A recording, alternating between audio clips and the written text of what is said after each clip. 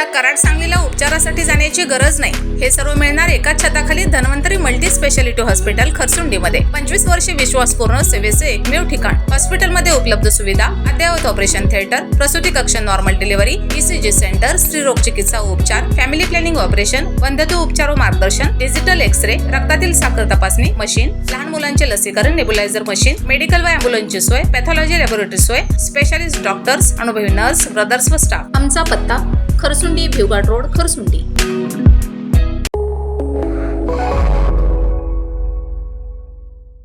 नमस्कार, मी मयुरी आणि आपण पाहत आहात 7 स्टार न्यूज. कामगारांच्या मुलांच्या शिक्षणावरच गदा आणणारा शासनाचा निर्णय. मदतीऐवजी आता किट देण्याचा निर्णय आणि या निर्णयामुळे हजारो कामगार कुटुंबांमध्ये नाराजीची लाट उसळली. नेमकं काय आहे हे प्रकरण, पाहूयात हा विशेष रिपोर्ट.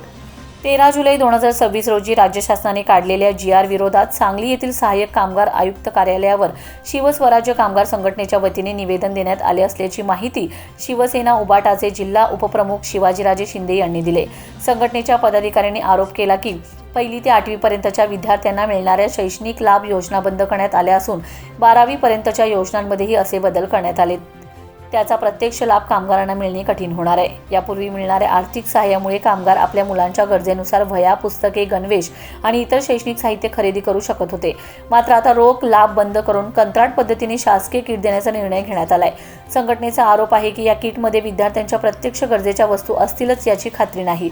उलट या प्रक्रियेत मोठ्या प्रमाणात भ्रष्टाचार होण्याची शक्यता असून सर्वाधिक फटका गरीब कामगार कुटुंबांनाच बसणार आहे. यामुळे हा GR तात्काळ रद्द करून पूर्वीप्रमाणेच शैक्षणिक आर्थिक लाभ सुरू करावेत अशी प्रमुख मागणी निवेदनाद्वारे करण्यात आली. यावेळी शिवसेना उबाटाचे जिल्हा उपप्रमुख शिवाजीराजे शिंदे, शिवस्वराज्य कामगार संघटनेचे राज्याध्यक्ष व शिवसेना सांगली जिल्हा संघटक अजितदादा खंदारे, पश्चिम महाराष्ट्र अध्यक्ष लक्ष्मण पावणे, सांगली जिल्हाध्यक्ष दादासो तरसे, आटपाडी तालुका अध्यक्ष विनोद वाघमारे तसेच शहराध्यक्ष ॲडव्होकेट रोहन ऐवळे यांच्यासह पदाधिकारी मोठ्या संख्येने उपस्थित होते. कामगारांच्या मुलांच्या शिक्षणाचा प्रश्न हा केवळ एक जिल्ह्याचा नाही तर संपूर्ण महाराष्ट्रातील लाखो कुटुंबांच्या भविष्याशी निगडीत आहे. आता शासन या मागणीची दखल घेऊन GR मध्ये बदल करणार का, याकडे सर्वांचं लक्ष लागून राहिले. आज शिवसेना उद्धव बाळासाहेब ठाकरे या पक्षाच्या वतीने सहाय्यक कामगार आयुक्त यांना निवेदन देण्यात आलं. 13 जुलै 2026 रोजी शासनाने शैक्षणिक योजनेमध्ये बदल करून 1ली ते 8वी बांधकाम विद्यार्थ्यांना जे आर्थिक लाभ बंद केला आहे ते बंद करून शालेय किट देण्याचे ते जे नियोजन केलं आहे तो GR रद्द करून शासनाने पूर्वीप्रमाणे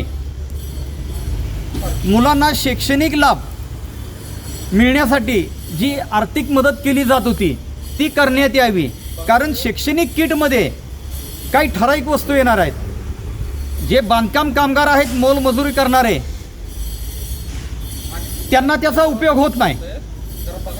उपजीविकेसाठी मुलांचे आजार आहेत, अनेक अडचणी आहेत. त्यासाठी आत्तापर्यंत जे चालत आलेलं आहे, जे प्रत्येक वर्षी आर्थिक लाभ देणे तेच व्हावं, ह्यासाठी आज आम्ही शिवसेना उद्धव बाळासाहेब ठाकरे या पक्षाच्या वतीने सहाय्यक आयुक्तांना निवेदन देण्यात आलेलं आहे. आणि शासनाला हीच आम्ही मागणी करतोय की मुलांना ती पूर्वीप्रमाणे योजनेचा लाभ मिळण्यात यावा.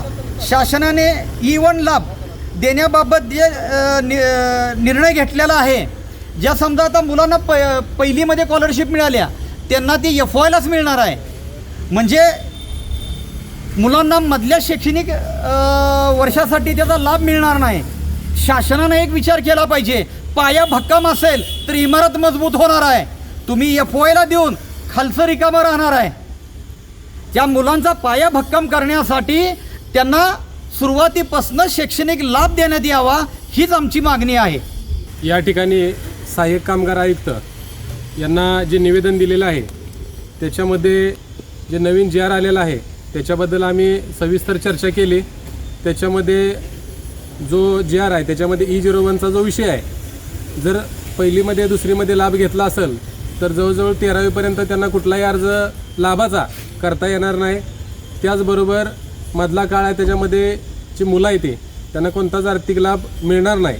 तर यासाठी GR पूर्णपणे चुकीचा आहे.